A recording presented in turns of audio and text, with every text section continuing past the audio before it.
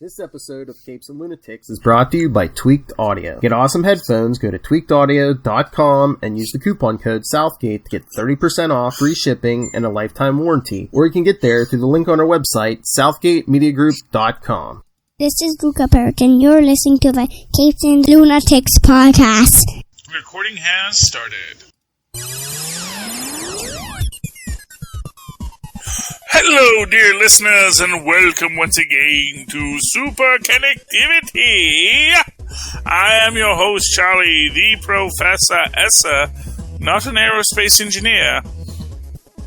And joining me, as always, is the blue-eyed bomber from the Burg of Pits. Phil me and Perich. Welcome, young Philip. So glad to have you once again as we talk all things comic book and pop culture related. And, excuse me, so which to start with? Let's see, we've got Heroes Reborn.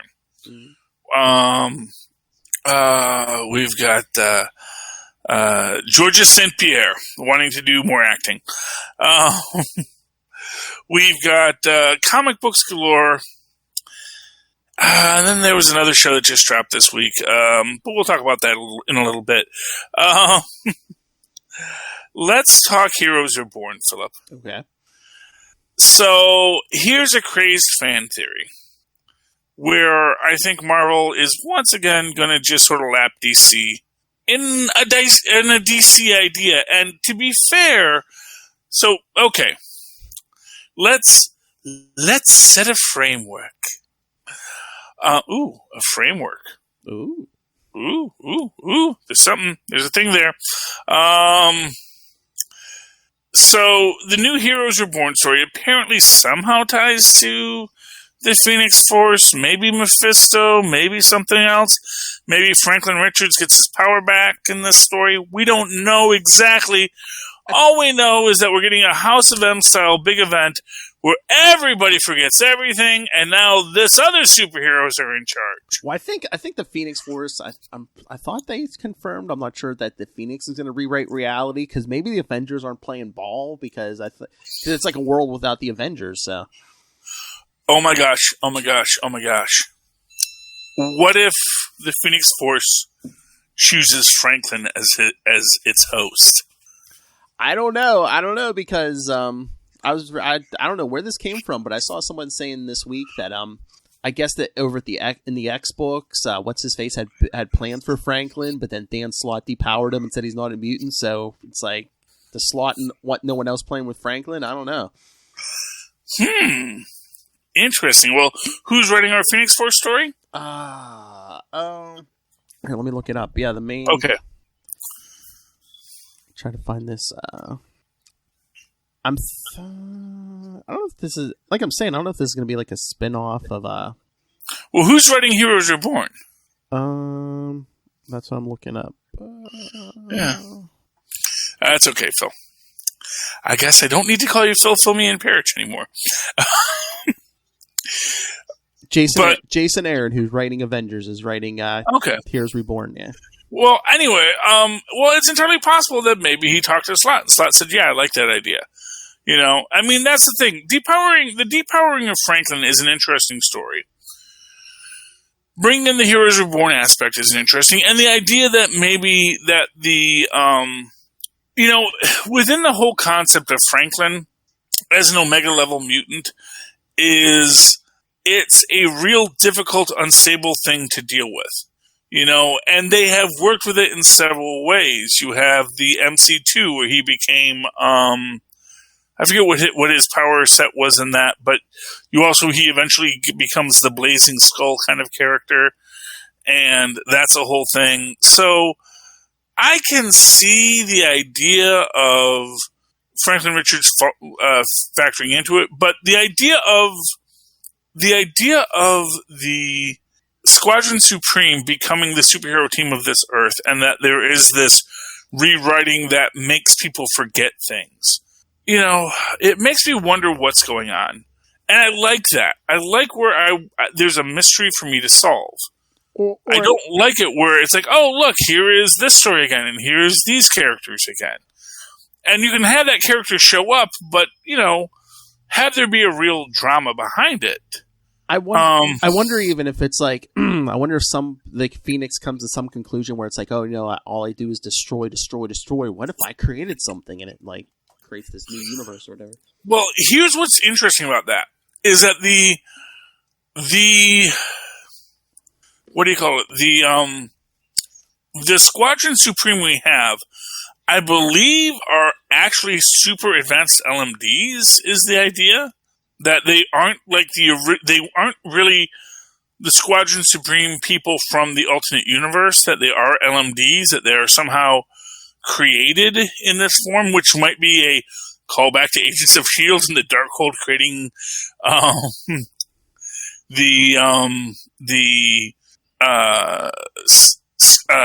LMDs and thus the Squadron Supreme. I mean, I'm wondering what they're doing with this. And that's the thing, because again, like their Nighthawk is not the Nighthawk that David F. Walker wrote. Yeah. This is actually much more closer to the original Kyle Richmond Batman Nighthawk, but they did make this an African-American Nighthawk. So which is actually from I forget which Squadron Supreme story that was, but here's my thing. They had me at Squadron Supreme with Heroes Report. Because this idea of re-examining these characters as pastiches long before, well, not long before, but a few months before Alan Moore did it, is pretty cool.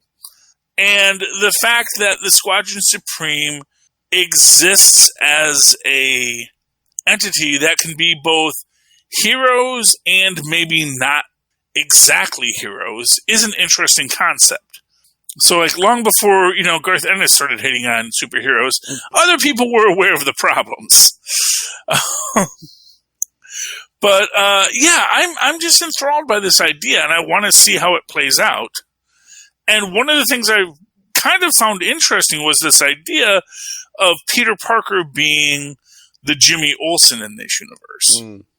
And more to the point, this idea of what does it mean for Peter Parker to be the Jimmy Olsen in this universe?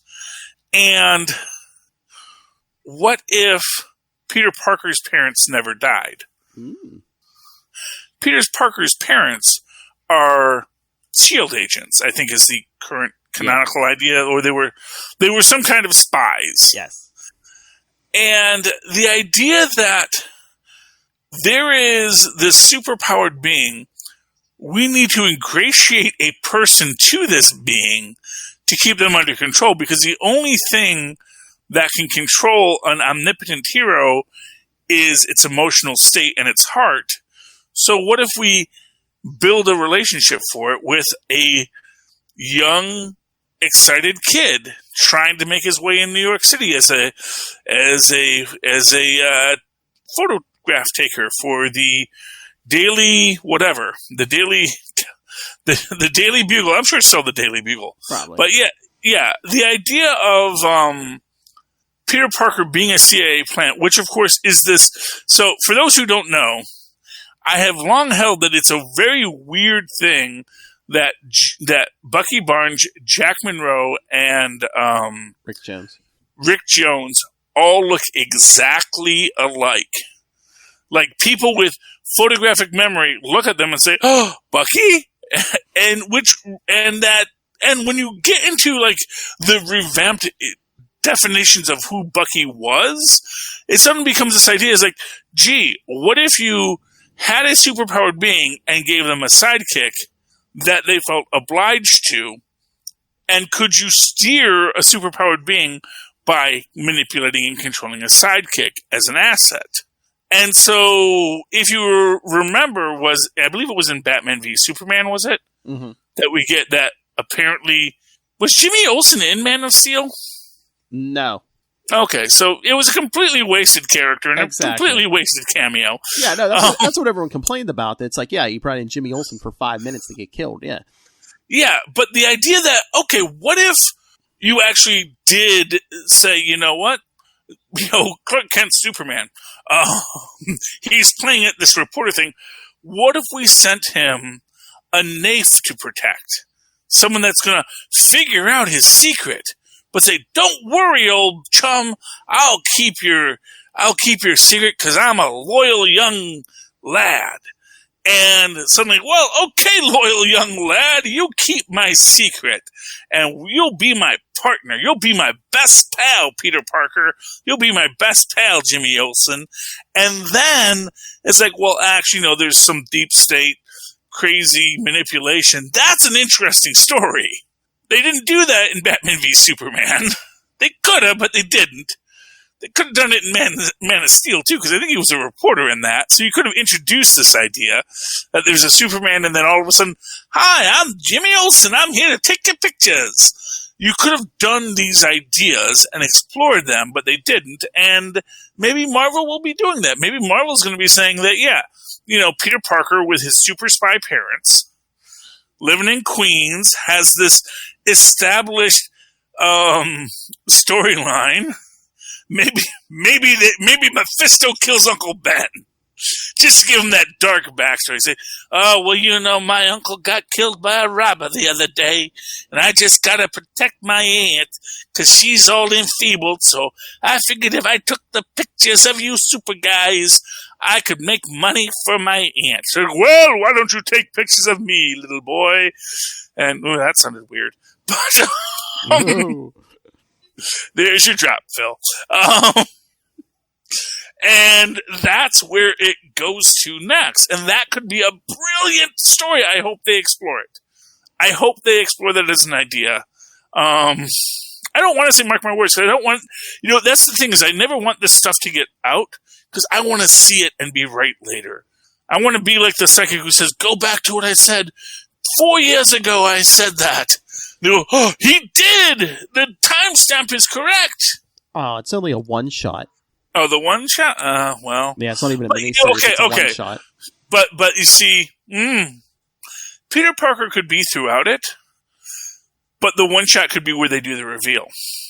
So you just always say, "Hey, Mr. Hyperion, let me get you a picture. Gee," I forget his character's name, but "Gee, Mr. Double syllable first and last name." Mark Milton, I think is one. Yeah. "Gee, Mr. Milton, you and that lady reporter should have a crazy time together, huh?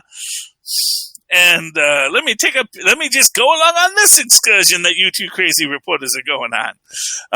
Oh, yes, because Heroes Reborn, The Amazing Shutterbug, written by Mark Bernardin, who podcasts with Kevin Smith, so this is being written by a podcaster, so... Well, there you go. We should ask him. We should see if he wants to talk about this after it comes out. I asked him, but he's already on Kevin Smith podcast. Where he's going to talk about it. But yeah, we'll feature Peter Parker following his favorite hero, Hyperion. Instead of being a wall crawler, he's just a reporter at the Daily Bugle. However, he will get a chance to meet with his idol. But the preview suggests that something will go wrong as he tries to get a snapshot during the heart of the action. Okay, well, we'll see what happens. They're just going to drop a building on him, which happens, I'm just saying, as a story concept, the idea of ingratiating a sidekick to a hero is a brilliant move that any smart, evil corporation or government should do. So, writers of the world, I give you this gift. Make Jimmy Olsen a deep state mole. Because honestly, if you think about it, if you think about stuff like The Boys, where they make the point that the only thing that when these characters have a connection, that thing means so much to them. Why wouldn't you manufacture those connections for them? Mm-hmm. Not for nothing. I mean, that is the entire plotline of the Black Widow. Is she was a honeypot. And you can make all kinds of honeypots out there, kids. And you just have to observe and note and watch and build your little Truman Show around your superhero. So that superhero has their little best pal. And the best pal can direct them. And to be fair, I'm going to say this. I bet you the best pal is better than the honeypot. Because the honeypot always seems like they might be after something. Too good to be true. Exactly, but the best pal, why? I just want to take pictures of you, Mr. Milton. I just want to help you out and get the story of your greatness to everybody. Now, I'm telling you, Philip, that's a plot line I could see that. someone should pursue. I don't know if they're going to pursue it here. Yeah, like I said, it's only a one-shot, so I don't know. Okay. Another item quick here is George. Was it Pierre St. George or is it George St. Pierre? The guy who plays Batroc in the MCU is saying he really wants to work more as an actor, and that's great. I hope he can act. I think he can. He actually had a nice dialogue with Chris Evans. It's a back and forth, and it's believable. You know? He doesn't say a lot, but you believe it, and he then does all the things that Batroc should do. Now, he's not saying I want to play Batroc a lot, but I would love to see more Batroc in the MCU. Yeah. I think he's actually in Falcon Winter Soldier, isn't he? Is that confirmed? I'm not sure. I don't know if I heard that. I mean, I've heard that, but it might not be true. So, I mean, eventually it might show up. I mean, we're getting Zemo. I mean, aren't they hitting around at Thunderbolts eventually? Yeah, and for what it's worth, Batroc is a henchman of Zemo. Here's my thing. I get the feeling him saying that now, I gotta feel is an approved leak. Because, as we've said, Disney has a secret algorithm that it is used, that it has discovered that can predict the future. And so it has this very controlled, tight rules about who says what when, what gets released where. I will guarantee you they knew about COVID like 6 months before and man, that's going to screw up our release schedule. It's like, well, it's an 89% certainty. Maybe we can release in December. Maybe we can release in... Okay. Well, let's restructure all of our stories so that it all fits into the algorithm. That's the thing. I will guarantee you that's just the reality. Well, they probably acted on it before the government did. That's, Yeah, well, because Disney is Disney is looking outward. That's their thing. Yeah, I'm sure they have people overseas who are like, hey, it's getting pretty bad over here. Mm-hmm. That's a reality, too. Although, sadly, most overseas places handled it better than us. So anyway, what was I? So I would love to see more of Batroc as a character. I felt that the actor did a great job with the character. And I think that would make a really interesting character to have in it, especially if he has his kind of, villainous redemptive arc where he says, I am a mercenary. I am not here because I have any great love for your cause, Mr. Zemo. I am here because you are paying me. And that's the idea. That is one of the things I've loved about, especially modern interpretations of Batroc, which is like, the idea that you have hired me because you need someone to slow down a superhero. If there was someone who could stop a superhero, you would have hired them.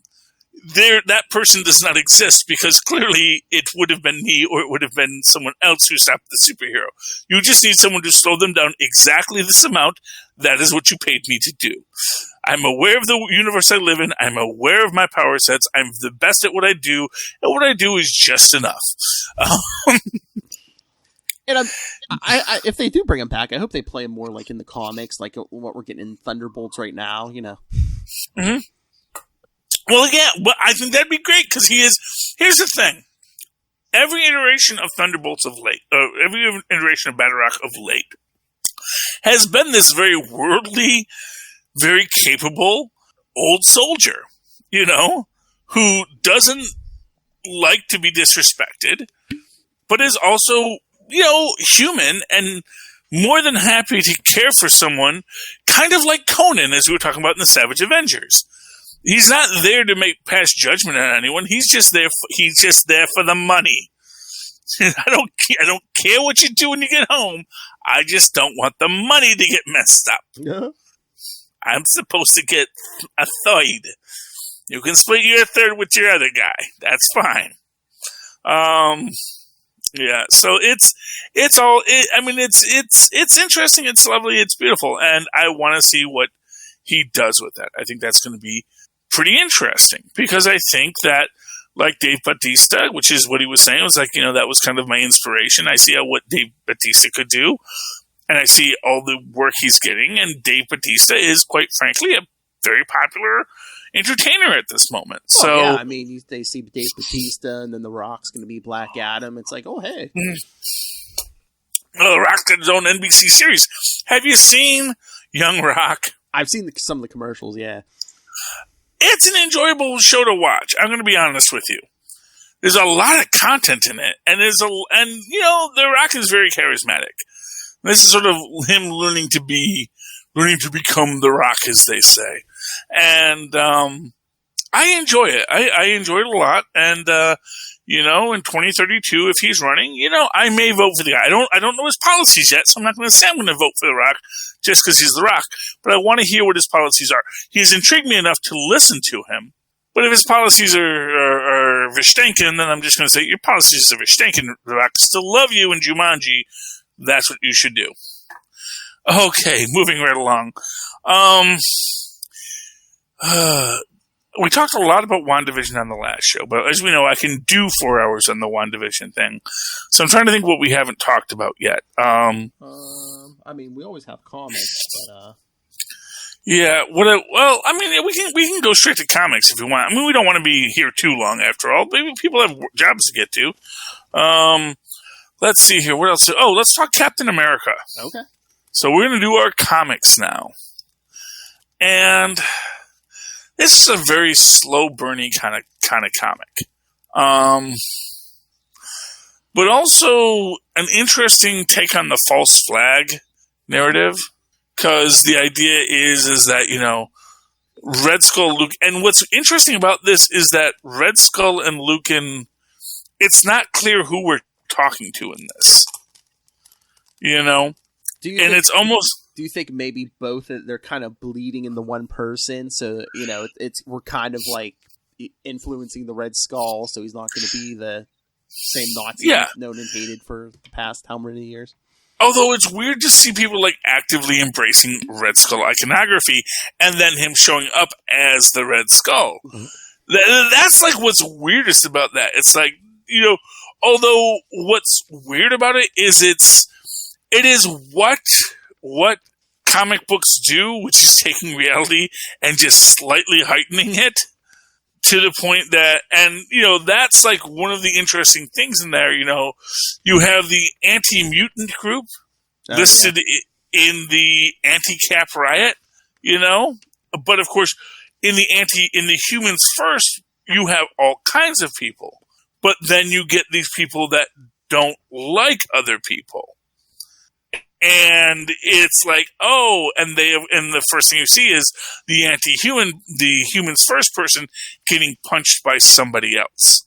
Essentially showing it as Lucan / Red Skull is saying here that, my problem in the past was I saw hate as an end goal. And I realized now hate is just a tool.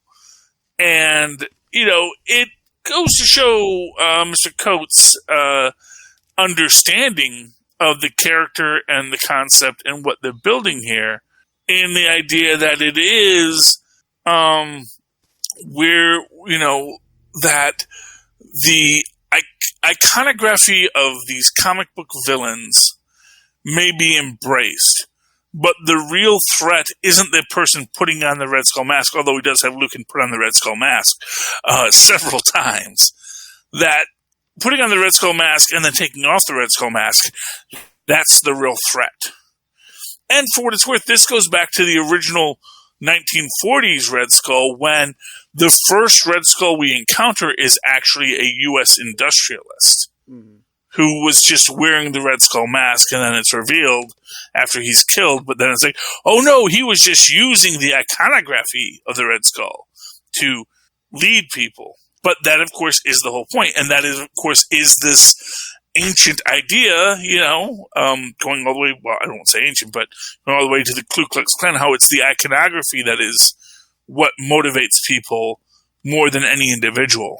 And when a symbol becomes more powerful than it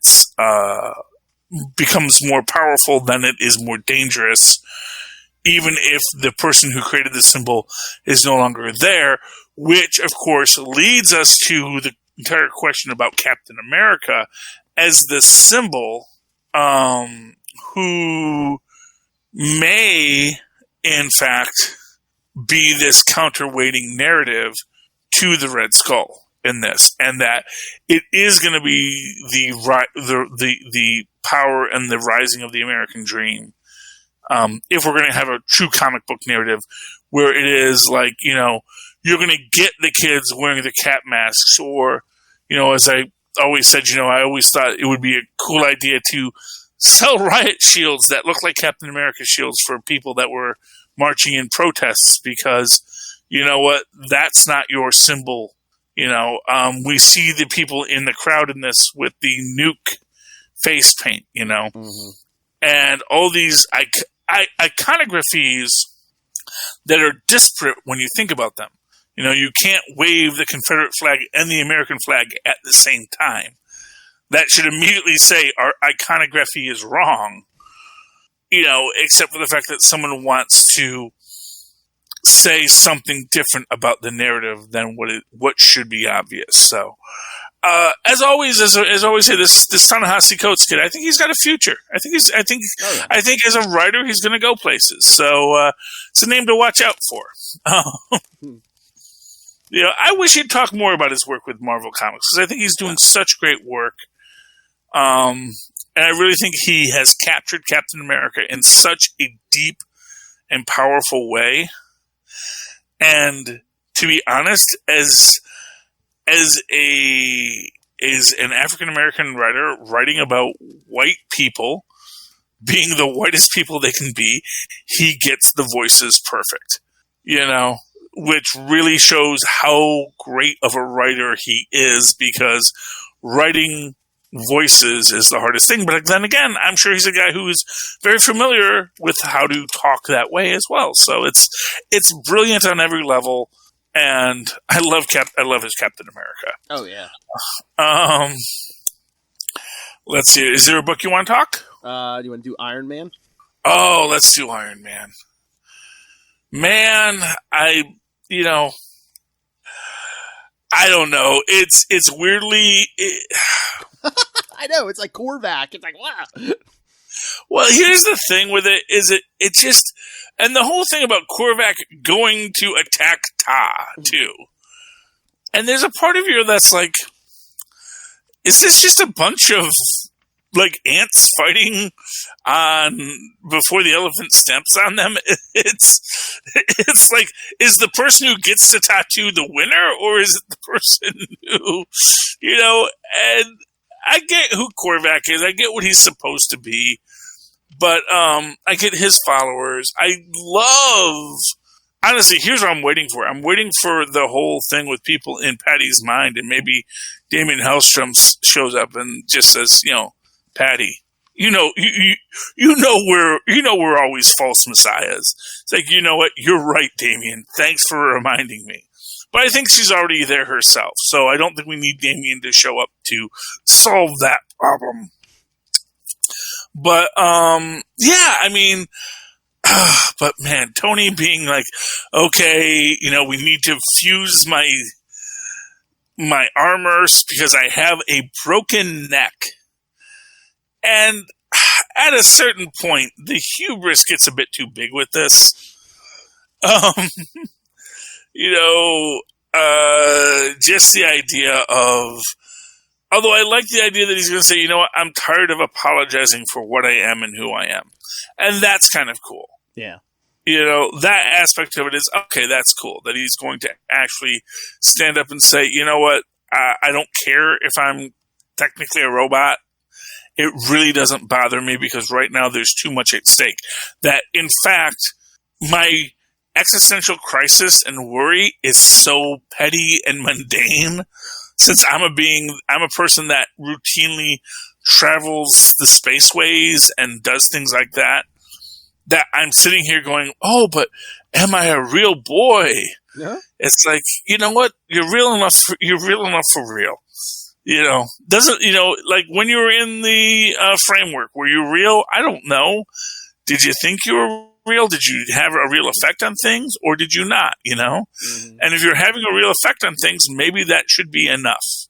Maybe you shouldn't have to have definitive proof of your own reality. Maybe you should certainly question reality from time to time, as they did on the recent episode of Young Sheldon. But the fact of the matter is, at a certain point, someone's going to come into your room with a chicken, and you're going to say, is the chicken real or not? And as Wallace Shawn tells him, once I saw that jaguar, this is all references to the last episode of Young Sheldon. It's a good episode. It's a good series. You should watch it. It says, after he licked the hallucinogenic frog and he saw a jaguar, he said, you know what? I don't know if that's a real jaguar or my imagination, but I should leave now. And that's the idea. It's like at a certain point, you just have to say, maybe nothing matters. Maybe nothing is real. But right now, there is an instinct that needs to kick in that says, I need to protect the world or myself, and I shouldn't be wallowing in my own existential anxiety. So it's a nice arc for Tony in this. Oh, yeah. At least that's my take on it. Oh, yeah. Again, I don't know where it's going, but it's I'm just like, Korvac, really? When I heard of the pitch at first, I'm like, I don't know. Just like Tony by himself thought the whole Avengers team against Korvac, but it's working. To be fair, Korvac's a fine character. Mm-hmm. No one's complaining about the existence of Korvac. Yeah. I'm glad he has legs now. That's an upgrade. I always thought it was weird when he was like grafted to the living computer. And that's always that weird idea. It's like, why would you graft someone to a living computer? It just doesn't seem like the best idea. Who knows? Maybe Korvac's the real threat in WandaVision.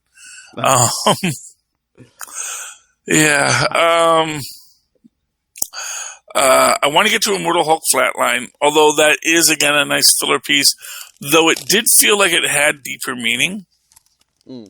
Because we actually get to this whole idea of this apparently maybe taking place like early on in the Immortal Hulk idea, and this is where the Hulk first understands about going to the place of the dead and going to the upside down or what have you. And this old, I do wonder what exactly the physics teacher's power set was. Because on one hand, she's like, oh yeah, I'm, Super Saiyan mode. But maybe it's also it's all just illusion, that the whole thing was just an illusion.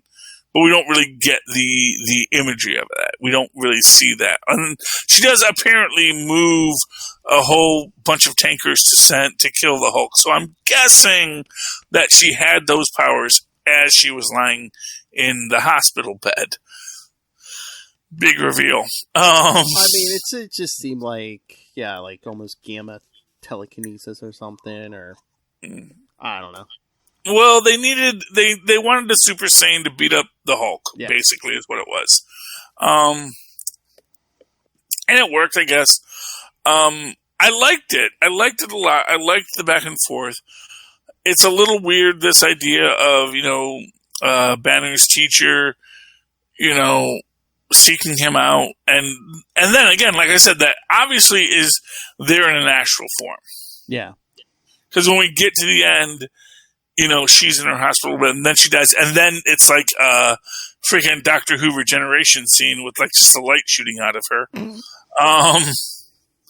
But it does seem like this is where, like I said, you usually don't think of these one-shots as being canonical, but you kind of get this strong idea that that there is stuff being laid here that seems to be revelatory.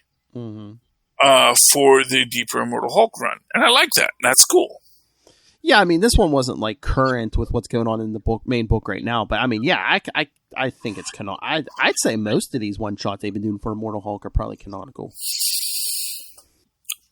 Well, canonical in the sense that they could happen is fine, but I kind of feel like this one gives us a depth of character that informs the Immortal Hulk series. Yeah. that I don't think, like the previous one with the girl and the daisies. And Oh, yeah, no.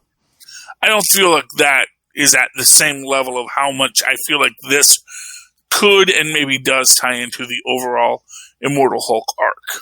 Mm-hmm. Like, I would not be surprised to see this book referenced in a future episode of Immortal Hulk, especially currently, because there is the whole thing of, like, what are you without Banner? Yeah. And now we have, the Hulk without Banner. So stuff like that makes you go, huh. And it seems like it is much more interesting. So I like it. I really enjoyed it. And I'm very happy I read it. It seemed like a good book. And, yeah, that's that. Yeah, I mean, I know what you mean, because it's like some of them, it's like they were fine enough, but it's like they were like a 5-minute read, and it's like, okay, on to the next thing. But yeah, this one seems like it had, like you said, it could show, themes that could show up again. Exactly.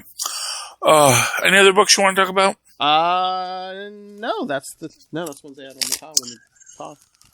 Yeah. So, I don't want to dismiss all of WandaVision, because I know we talked a lot about it on the last show, but I'm just trying to think, what have I not already talked about that isn't going to be just only exciting for me? And we didn't mention the Vision starting to put stuff together, and yeah, well, that's right, Darcy. So yes. Darcy is interesting in this, because that was a whole conversation me and Maz has, is what is Darcy going to be in this next world? And this is what I think is one of the most interesting aspects of this. When she envelops the sword agents, it becomes this big circus on the outskirts of town. And, okay, I just want to say, I'm really mad they didn't play on with the whole Hulk clown strongman robot bit in this. I figured that they were maybe thinking, we could do that whole bit and da-da-da-da, and there was like, dude, we do have a time limit. And they're like, oh yeah, that's a lot for a sight gag. But that, that he is a clown and he is a robot, I kind of feel like, yeah, I wanted to see Vision juggling elephants, but we didn't get that. Instead, we see when Darcy comes into frame, we see her chained up in front of a car, because of course she was handcuffed to a car at the start of this. But then we see her just slough off the cuffs because she's an escape artist in this. Mm-hmm. A telling character for her to be cast as someone who is more knowledgeable about the world they're in, and then maybe more skilled to escape. Though we see her playing her part until Vision awakens her.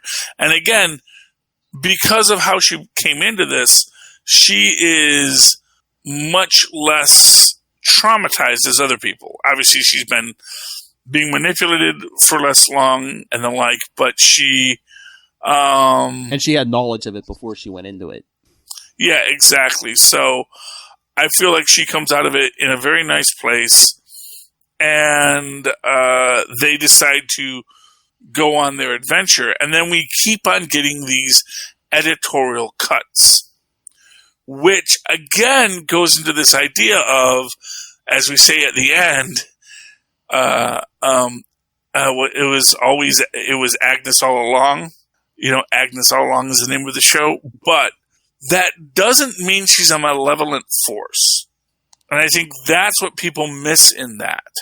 That it was Agnes all along doesn't mean she's malevolent, and in fact might mean the exact opposite.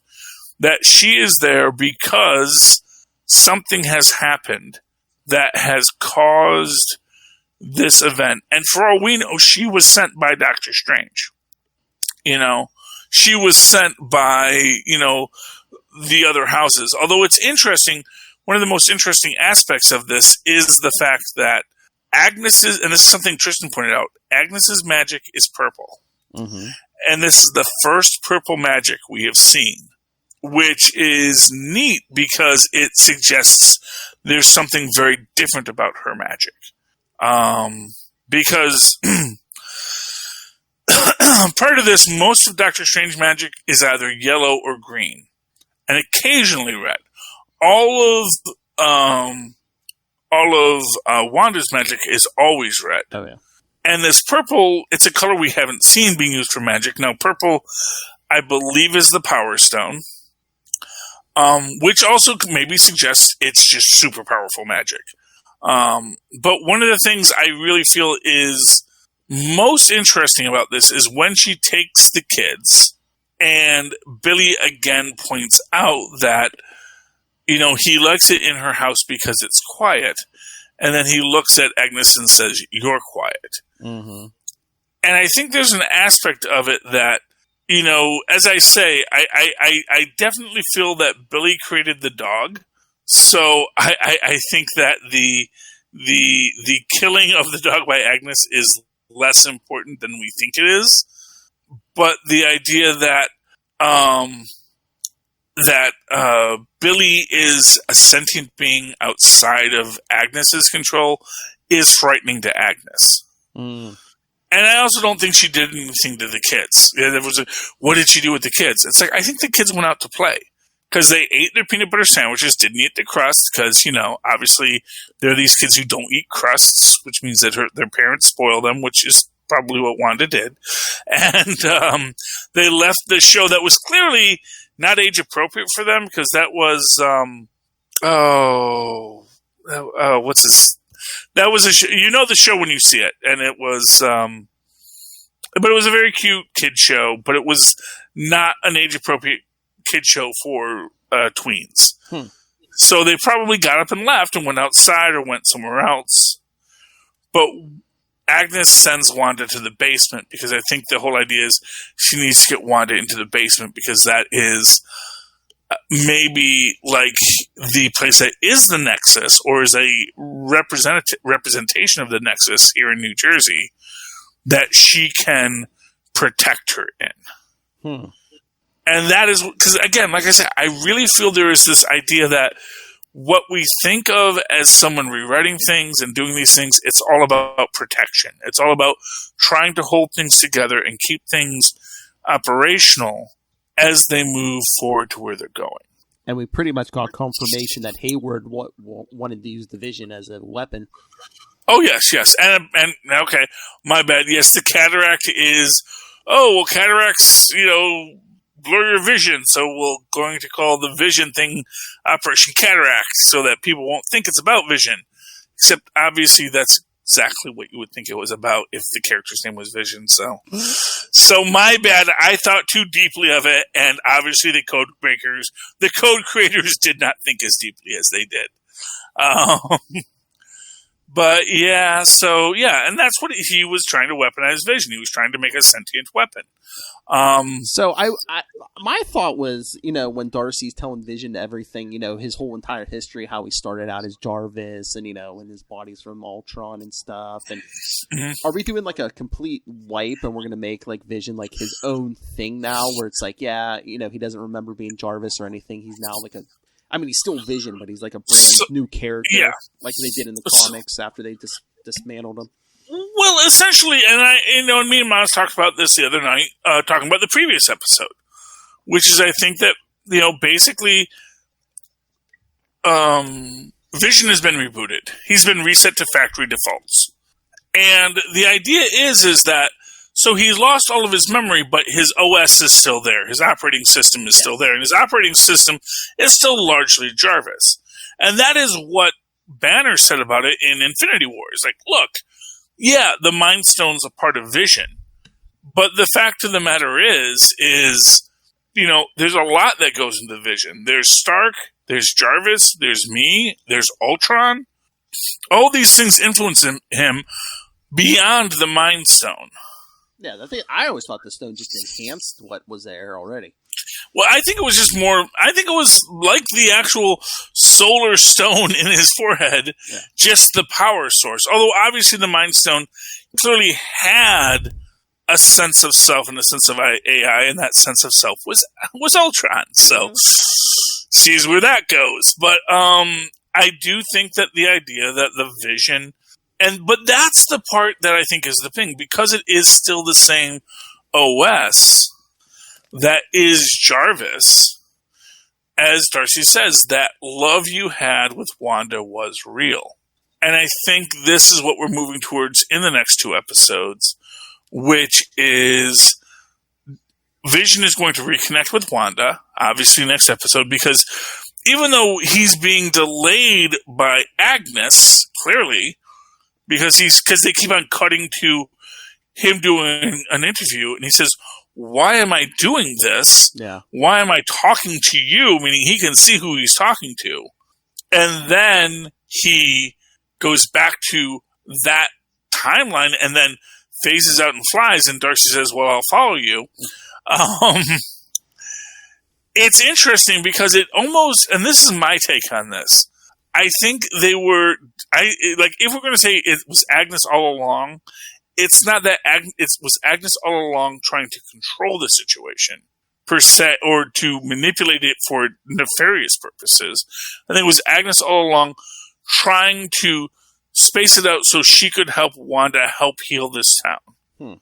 And I think that's what we're getting here. And it was delaying Vision long enough to get to the town, or to get to, so that at that point when he does break free, it's already that Wanda's already in the basement. Mm-hmm. And that's the thing. That's my thing. It was Agnes all along bit at the end. It is so on the nose. I cannot believe that is what it was meant to be. It was so mocking of the fans. And that's the thing. It's like when you lovingly mock someone, you appreciate it. You know the difference between being roasted and being made fun of. I think DC makes fun of their fans. I think Marvel roasts their fans. And, but maybe that's just because that's what I want to see. But either way, that's what this is all about. Just see what you want to see. Did you see the mid-credit scene? We finally had a mid-credit scene. Oh, of course. Creeper's going to creep. Yep. Which is, and again, this shows an interesting aspect because it is Pietro as an autonomous being coming to Monica. Mm-hmm. Now, it's interesting when we get to Monica's power set origin in here, where she comes out and she sees the electromagnetic spectrum, and yes, that is very much what her power set gives her the ability to do, and that was one of her clues that something had changed in the original Spider-Man annual, which is fair, to someone that I was yelling at about on Facebook earlier, because he said, "It's exactly like her original origin." It's like, no, it's not. It's like, yes, it has, because she got exposed to energies while she was trying to stop a villain. It's like, yes, so was Speedball. That's not exactly a unique origin. And the motivations of everyone in the situation are also a lot different, but trying to explain storytelling to someone. But as a visual cue, that is what she first sees. Is she starts, when she first gets her power, she can see the electromagnetic spectrum in all of its different ways. And that's an interesting callback they do there. Although then she, immediately goes about her business, and we kind of get the idea that now she has powers too. Electric Boogaloo. And when Monica and Pietro meet, I think that's it's an interesting thing because I don't think Pietro's a villain either. That's the thing. Everyone, and this is the thing, is Ms. Olsen told us, I kind of feel like there's not a villain here. It's everyone trying to do their own thing, which is her way of saying that really Hayward's not the villain. He's just so afraid. But honestly, I do think the guy is AIM, so I'm going to think he's at least a little villainous because he threw in with an evil side of people. And I do think that he dropped some kind of bomb on Wanda. And I do think that the Fantastic Four is going to be a part of this eventually, because I do think that the fact that they're referencing too many things to have it just be making fun of Marvel fans looking for Easter eggs, I gotta feel like there is going to be a payoff to it. But maybe that is me being a Marvel fan looking for too many Easter eggs. Well, supposedly, some of the actors are saying, yeah, there's a big, someone's showing up, and we're not talking about Quicksilver. There's something going to happen. Something big's coming. And maybe it could be Mephisto. It could be Nightmare, it could be Mephisto. I think those are all too way on the nose. It could be, as people have pointed out, maybe it's Mojo. Yeah. That we're going to get a big Jabba the Hutt looking Mojo at the end, preferably played brilliantly by John Leguizamo. Because of his clown performance, I always think about him as Mojo. And he would be great as Mojo. Or we could have one of our two Magnetos show up. Yeah. Honestly, I don't think that's as interesting because that person didn't have magnetic powers. And if it's just someone that she doesn't recognize, like, oh, well, I'm the guy that stooped your mom. Your dad didn't know, but you're actually my kid. I think that's too awkward of a conversation to have.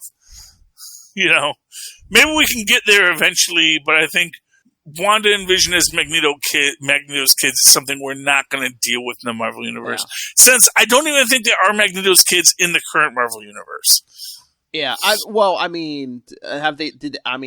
did they kind of confirm in this episode that is the Fox Universe Quicksilver? Because when the kids are like, Uncle Pietro, she's like, that's not your uncle.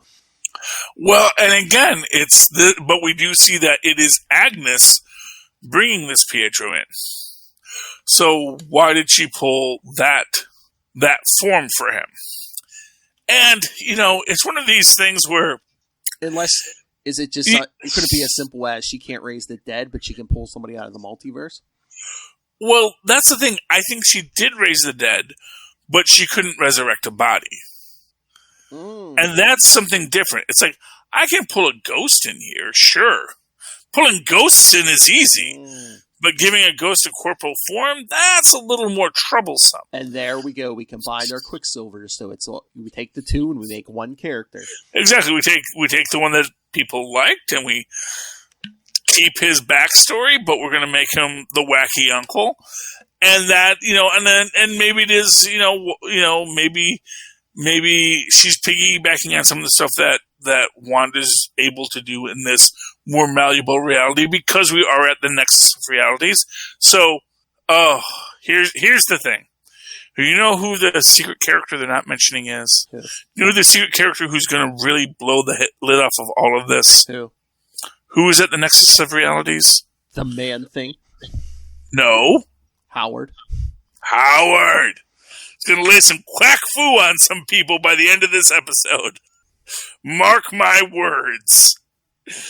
But that's probably wrong. Yeah, not for nothing, they did bring Howard into the final battle of Infinity War. And I could see someone just saying, you know what the heck? Let's just have Howard the Duck show up and just quack foo everybody. And,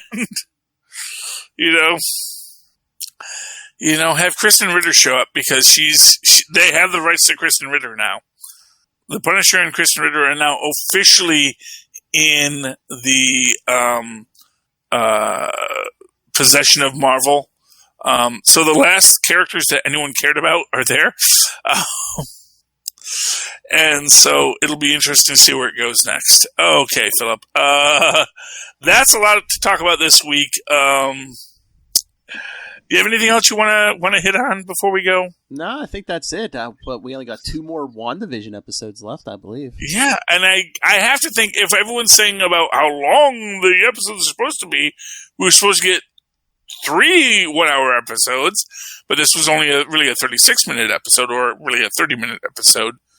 It opens up the reality that, that means that we've got 2.5 hours to spend between the next 2 episodes. So I was going to say, how funny would that be if every episode was 30-some minutes, then the last episode's 2 hours or something? Well, that is not unheard of. I wouldn't care. That'd be awesome. No, exactly. I can see the next one being another 30 minutes and the last one is 2 hours, and that's fine by me. Oh, yeah. It's now we're going to do just the big epic conclusion. We're going to answer everything.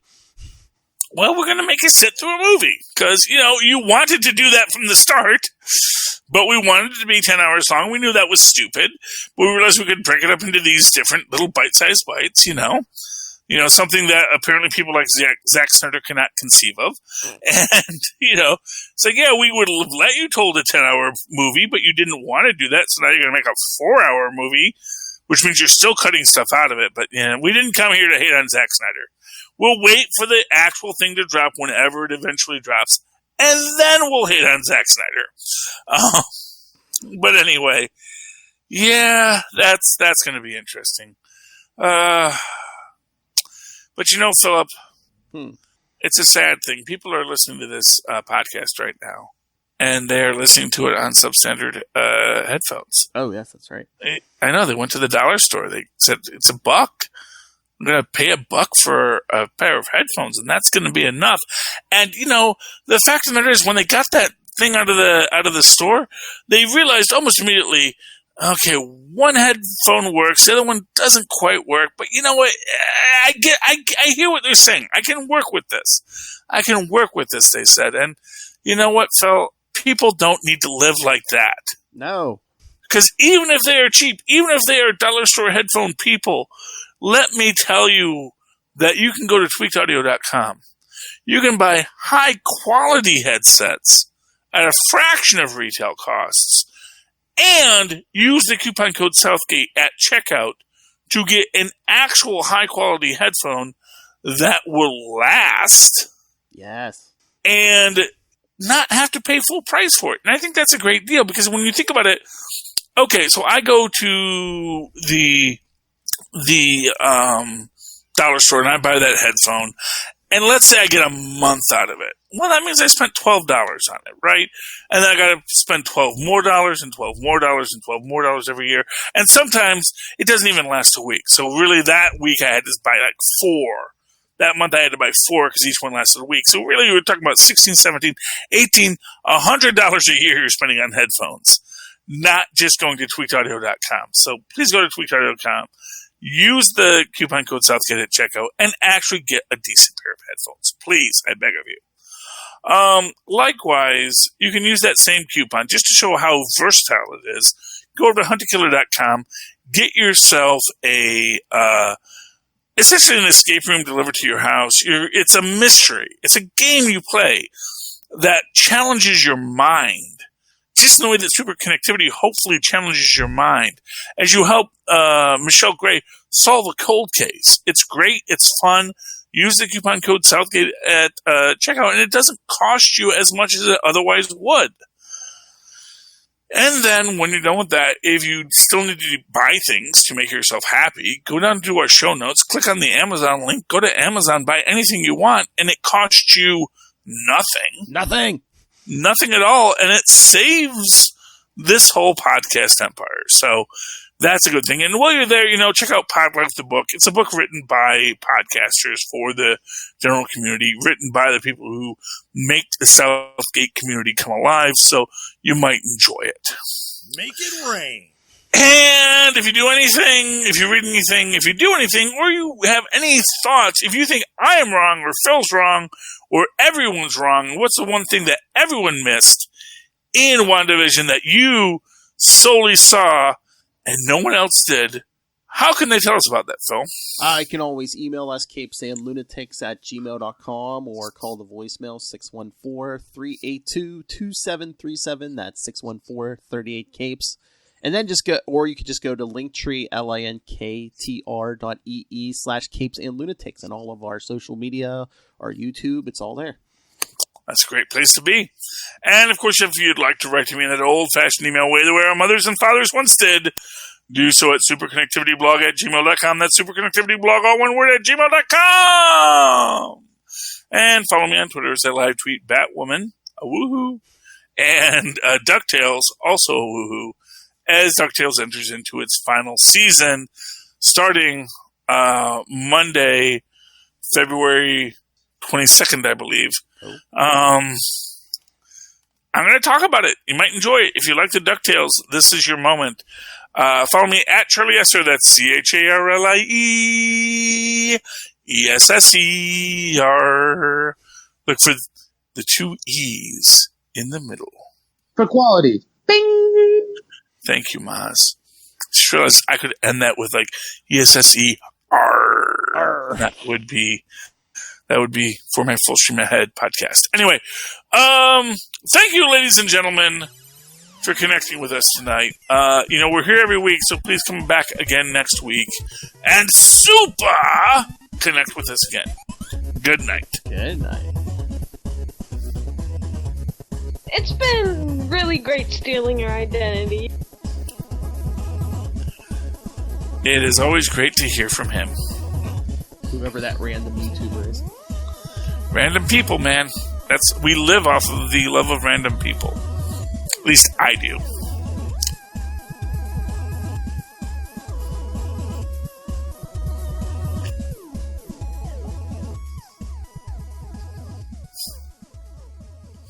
It was all Charlie, yes sir, all along.